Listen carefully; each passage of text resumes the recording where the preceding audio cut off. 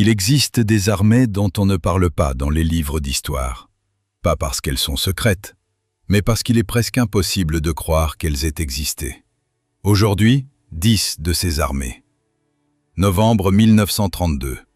Le gouvernement australien lance une opération militaire contre une armée ennemie de 20 000 unités.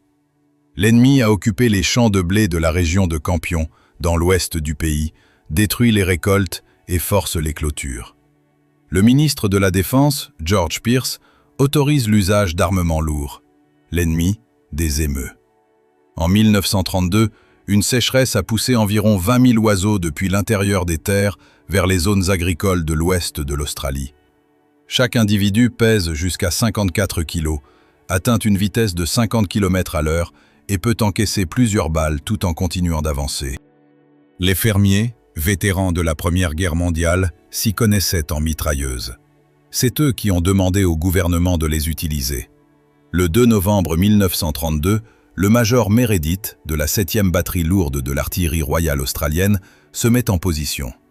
Sous son commandement, 2 soldats, 2 mitrailleuses Lewis et 10 000 cartouches. Un caméraman du studio Fox Movietone les accompagne. Le gouvernement comptait sur un succès de propagande. Dès le premier jour, les oiseaux se sont divisés en petits groupes et se sont dispersés dans les champs avant même que les soldats aient pu viser. Le 4 novembre, Meredith tente une embuscade près d'un point d'eau, laissant 1000 oiseaux s'approcher à portée de tir direct. La mitrailleuse s'est enrayée après 12 émeus abattus. Les autres se sont enfuis. Meredith a tenté de monter la mitrailleuse sur un camion. Sur le terrain accidenté, le véhicule était secoué au point qu'il devenait impossible de tirer. Un émeu s'est pris dans le système de direction et a failli renverser le véhicule. Le 8 novembre, l'opération est suspendue. En 6 jours, 2500 cartouches avaient été tirées. Environ 50 oiseaux avaient été tués. Le Parlement australien a débattu de la situation en séance. Un député a proposé de décorer les émeus de médailles militaires. Meredith est retourné sur le terrain le 13 novembre.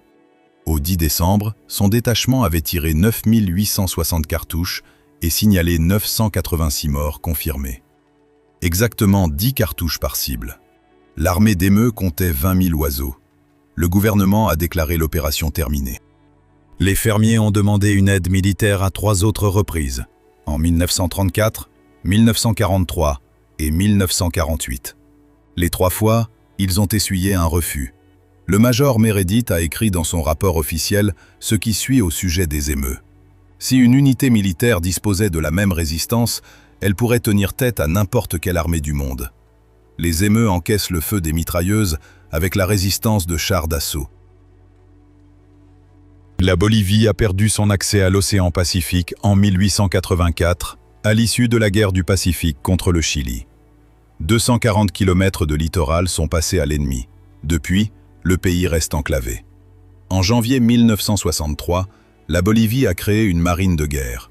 En 2018, la marine bolivienne comptait 5000 hommes et 173 navires. La flotte est divisée en 10 districts navals.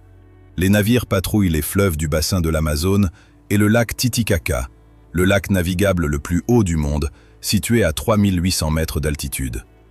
Du quartier général de la flotte jusqu'à l'océan le plus proche, il y a environ 1000 km à vol d'oiseau. Chaque 23 mars, la Bolivie célèbre le jour de la mer. Ce jour-là, la marine organise des défilés officiels. Les officiers prononcent des discours sur la reconquête du littoral perdu. Les marins défilent en tenue complète.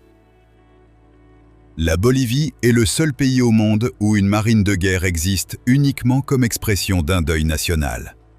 En 2018, la Cour internationale de justice de La Haye a rejeté définitivement la demande bolivienne concernant un droit d'accès à la mer. Le Chili n'est pas tenu de fournir à la Bolivie un accès à l'océan. La flotte continue son service. Le 6 mai 1527, 20 000 soldats du Saint-Empire romain germanique sont arrivés aux portes de Rome. Le pape Clément VII a dû fuir par un couloir secret du château Saint-Ange. 189 gardes suisses se sont interposés entre l'armée et le pape. 147 d'entre eux sont morts en couvrant la retraite. 42 ont conduit Clément VII en lieu sûr. Depuis, près de 500 ans se sont écoulés. La garde suisse du Vatican existe encore aujourd'hui. La garde suisse pontificale a été fondée en 1506 sur l'ordre du pape Jules II.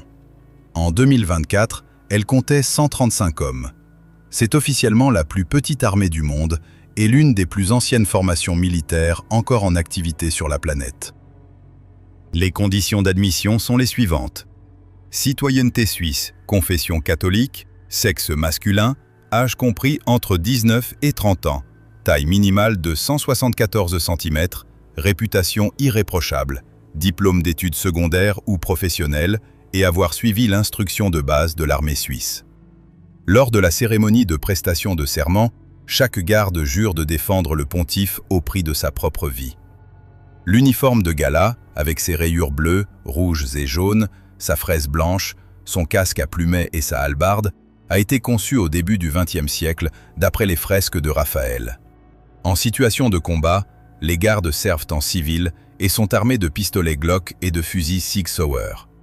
Après l'attentat contre Jean-Paul II, le 13 mai 1981, l'unité a connu une restructuration complète et un nouvel entraînement conforme aux normes modernes de protection des chefs d'État. L'uniforme de gala complet compte plus de 150 pièces. Il est confectionné à la main et pèse environ 3,5 kg.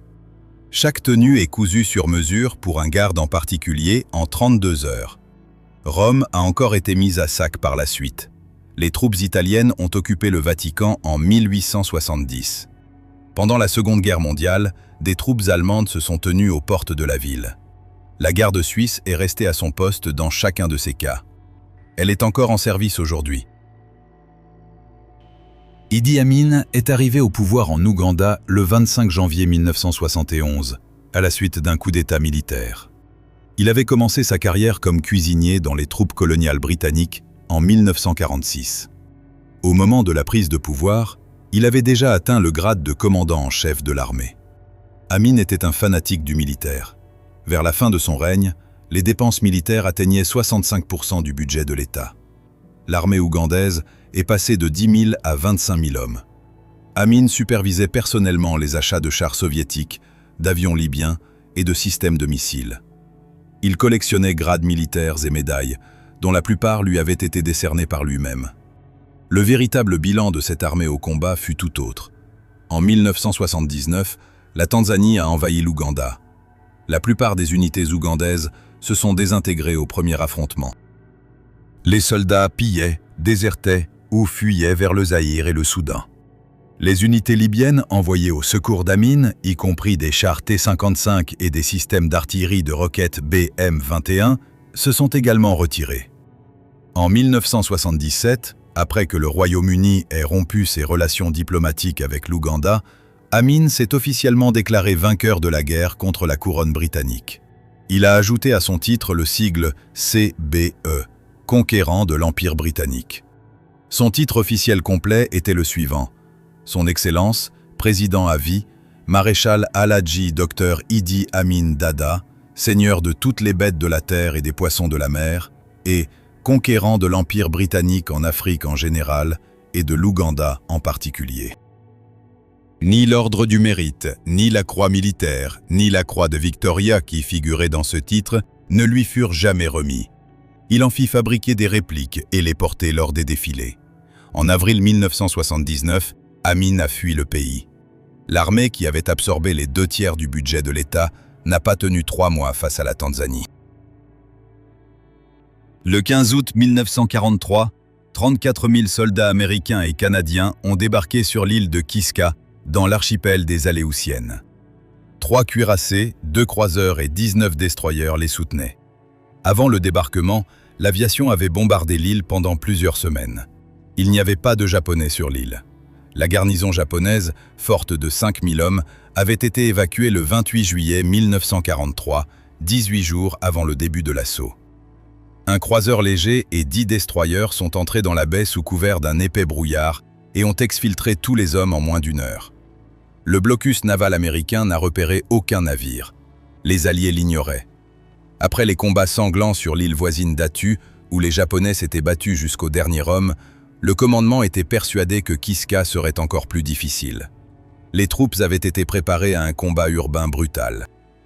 Elles ont débarqué dans le brouillard et se sont enfoncées à l'intérieur de l'île. Les unités américaines et canadiennes, ayant perdu leur repère, se sont prises l'une pour l'autre pour l'ennemi. Dans les échanges de tirs amis, 28 Américains et 4 Canadiens sont morts, et 50 autres ont été blessés. Le destroyer Abner Reed a heurté une mine japonaise dans la baie. 71 marins sont morts. 4 militaires ont été tués par des pièges et des mines japonaises laissées lors du retrait. 191 hommes sont portés disparus. Sur l'île, on a découvert des fortifications abandonnées, des dépôts de munitions et 4 chiens que les Japonais avaient laissés derrière eux en se retirant. Le 24 août, l'île a été déclarée prise. À ce moment-là, l'armée de Kiska n'existait déjà plus depuis 3 semaines. L'empire mongol du XIIIe siècle disposait de la plus grande flotte du monde. En 1274 et 1281, Kubilai Khan a organisé 2 expéditions navales contre le Japon. La première a été détruite par une tempête, la seconde par un typhon qui a coulé environ 4000 navires. Après cela, les Mongols ont perdu tout accès à la mer de façon définitive. Aujourd'hui, la Mongolie est le 2e plus grand pays enclavé du monde par sa superficie. De sa capitale jusqu'à l'océan le plus proche, il y a 1500 km. Dans les années 1930, l'Union soviétique a offert à la Mongolie un remorqueur. Le bateau a reçu le nom de Sukh-Batar. La marine mongole a été recréée. Aujourd'hui, la flotte se compose d'un seul navire, le Sukh-Batar 3. Son équipage compte 7 personnes. Selon un documentaire du studio Litmus Films, tourné au début des années 2000, un seul des 7 membres d'équipage sait nager. Le navire est en service sur le lac Kovsgol, le plus grand lac d'eau douce de Mongolie, entièrement entouré de terre. Du lac jusqu'à la frontière russe, il y a 13 km à travers une chaîne de montagnes. La flotte n'atteindra jamais aucun océan. L'un des marins a déclaré ce qui suit dans ce documentaire. Il aimerait un jour voir la vraie mer. Au début de 1987, l'armée libyenne contrôlait le nord du Tchad. Elle disposait de 8000 soldats, 300 chars T-55, d'hélicoptères Mi-24, de 60 avions de combat et de systèmes d'artillerie de roquettes. L'armée de l'un des pays pétroliers les plus riches d'Afrique contre l'un des plus pauvres. Les forces armées nationales tchadiennes ont reçu de la France 400 pick-up Toyota Hilux équipés de missiles anti-chars Milan. Elle ne disposait d'aucun autre véhicule blindé. Le 2 janvier 1987, le commandant tchadien Hassan Jamous, âgé de 30 ans, a attaqué la base libyenne de Fada. La garnison comptait 2000 soldats et une brigade blindée. Les pick-up ont attaqué par des axes non protégés que les Libyens jugeaient impraticables. Au terme d'un combat de 18 heures, 784 Libyens ont été tués. 92 chars T-55 et 33 véhicules blindés BMP-1 ont été détruits ou capturés. Le Tchad a perdu 18 hommes et 3 pick-up. En mars de la même année, l'armée tchadienne a pris la principale base aérienne libyenne de Wadi Doum. La garnison comptait 5000 soldats, 200 chars et des positions fortifiées avec des champs de mines. La base est tombée en 4 heures. En septembre 1987, des colonnes tchadiennes en pick-up ont franchi la frontière libyenne et détruit la base aérienne de Maaten al-Sara, à 200 km à l'intérieur du territoire libyen. La Libye a été contrainte de bombarder ses propres dépôts de munitions pour éviter qu'ils ne tombent aux mains de l'ennemi. À l'issue de la guerre, la Libye a perdu, selon des estimations américaines, 7500 hommes tués et du matériel militaire pour une valeur d'1,5 milliard de dollars. Le Tchad a perdu 1000 hommes et une trentaine de pick-up. C'est à la suite de cette guerre que la Toyota Hilux est devenue le véhicule standard des armées et des groupes armés à travers le monde. En 1713, le roi de Prusse Frédéric Guillaume Ier est monté sur le trône. Il mesurait 1,60 m. Il considérait l'armée comme l'œuvre principale de sa vie. En 27 ans de règne, il l'a fait passer de 38 000 à 83 000 hommes. Mais il y avait un régiment auquel il tenait plus qu'à tout le reste. Son nom officiel était les Grenadiers de la Garde de Potsdam. Le peuple les surnommait les Grands Gaillards. La seule condition d'admission était de mesurer au moins 1,88 m. La solde dépendait de la taille. Plus le soldat était grand, plus il touchait d'argent. Les officiers supérieurs portaient des bonnets de grenadiers fabriqués sur mesure, de 45 cm de haut, pour paraître encore plus grands. Frédéric Guillaume recrutait des géants dans toute l'Europe. Il achetait des volontaires contre de l'argent. Il rachetait aux paysans et aux propriétaires terriens leurs ouvriers agricoles les plus grands. Pierre Ier lui a envoyé de Russie 400 soldats mesurant au moins 1,94 m en échange de faveurs diplomatiques. Ceux qui refusaient de servir étaient enlevés. L'Irlandais James Kirkland, qui mesurait 2,17 m, avait accepté le poste de laquais auprès de l'ambassadeur prussien à Londres. Le poste s'est révélé être un piège. Sur un bateau à Portsmouth, il a été ligoté, bâillonné et envoyé en Prusse. Quand le roi était malade ou sombrait dans la dépression, il ordonnait à plusieurs centaines de soldats de défiler à travers sa chambre. Le cortège était mené par l'ours du régiment. Les géants étaient exhibés lors de défilés devant les diplomates étrangers. Frédéric Guillaume peignait leurs portraits de mémoire. Il avouait que la plus belle femme du monde ne l'aurait pas ému, mais qu'un soldat de grande taille était sa faiblesse. De nombreux soldats ont tenté de déserter. Certains étaient étirés sur des appareils spéciaux, le roi voulant les rendre encore plus grands. La pratique a été abandonnée après la mort de plusieurs hommes. Frédéric Guillaume s'est aussi consacré à l'eugénisme. Il mariait de force les grenadiers de grande taille à des femmes de forte stature. Les nouveau-nés de parents de grande taille étaient marqués d'écharpes rouges, comme de futurs recrues potentielles. Charles Darwin a plus tard cité ce régiment comme le seul cas documenté de sélection délibérée chez les êtres humains. En 1740, Frédéric Guillaume est mort. Le régiment comptait alors 3200 soldats. Au cours de ses 27 ans de règne, malgré la participation de la Prusse à la Grande Guerre du Nord, le régiment n'a pris part à aucune bataille. Son fils, Frédéric le Grand, a dissous la garde, la qualifiant de dépense d'argent absurde. Le 4 juin 2014, des combattants de l'organisation État islamique ont lancé l'assaut sur Mossoul, la deuxième plus grande ville d'Irak. Selon les données officielles, la ville était défendue par 60 000 soldats et policiers irakiens. Les forces attaquantes comptaient environ 1500 hommes. La ville est tombée en 6 jours. Le nombre réel de défenseurs s'est révélé bien inférieur aux chiffres officiels. Pendant des années, l'armée irakienne a fonctionné selon un système de fraude organisée. Des officiers inscrivaient sur les registres de solde des soldats qui n'existaient pas, encaissaient leur salaire et partageaient l'argent avec leurs supérieurs.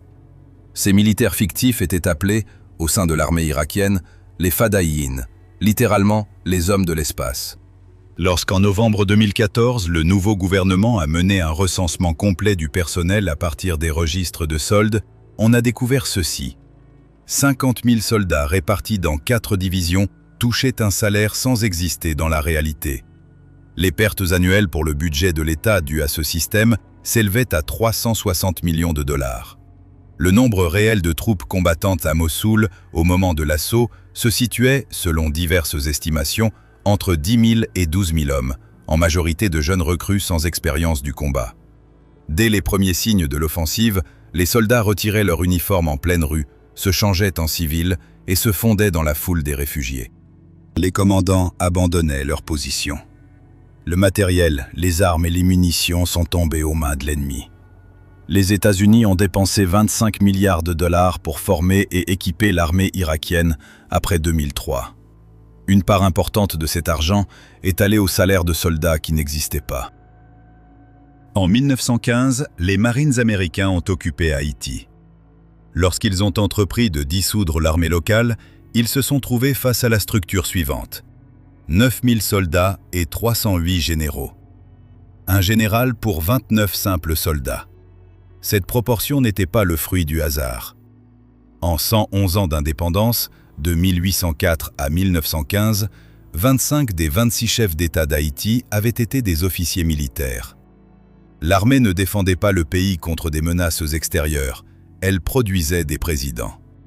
Entre 1806 et 1879, le pays a connu 69 soulèvements armés. De 1908 à 1915, 7 autres présidents se sont succédés, à la suite d'assassinats, de coups d'État et de démissions forcées. Au début du XXe siècle, l'armée haïtienne était une milice mal armée, affamée et payée de manière irrégulière, qui rejoignait le camp vainqueur à chaque nouveau conflit. Elle ne disposait d'aucune unité capable de tenir face à un ennemi extérieur. Mais elle comptait 308 postes de général. Les Marines américains ont dissous l'armée et créé à sa place la gendarmerie d'Haïti, forte de 2700 hommes, commandée par des officiers du corps des Marines des États-Unis. Si cette vidéo vous a plu, abonnez-vous à la chaîne et mettez un like.